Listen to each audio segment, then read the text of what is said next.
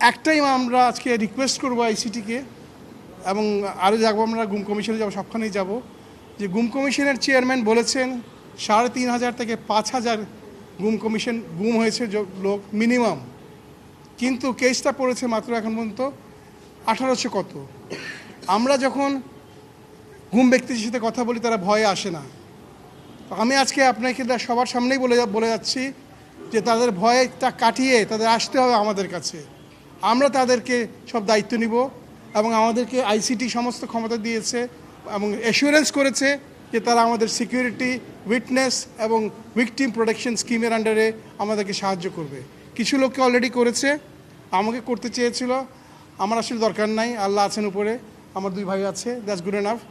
আমি আজকে আপনাকে আবার রিকোয়েস্ট করছি, আমাদের যে দাবি নিয়ে আমরা দাবি ঠিক না, আমাদের অনুরোধ দিয়ে আসছি, কিছু রিকমেন্ডেশন নিয়ে আসছি, এটা আমাদের হুমায়ুন ভাই,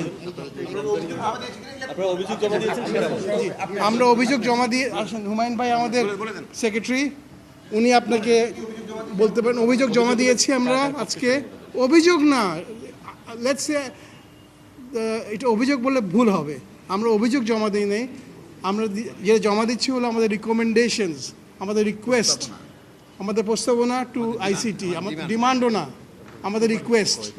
আমরা এখন অভিযোগ দায়ের করেছি, কিন্তু আমাদের পক্ষে মামলা যেন পরিচালনা করা হয় রাষ্ট্রের পক্ষে, প্রসিডিউর যেন সরকারি হয়, তারা যেন আমাদের সাথে করে। কারণ যারা গুম করেছে তাদের হাতে অনেক অগাধ টাকা আছে, তারা বড় বড় লয়ার ধরতে পারবে, আমরা সেটা পারবো না। আমাদের পক্ষে হয়ে যেন রাষ্ট্র আমাদের মামলা পরিচালনা করেন, এটাই আমাদের মেইন বক্তব্য।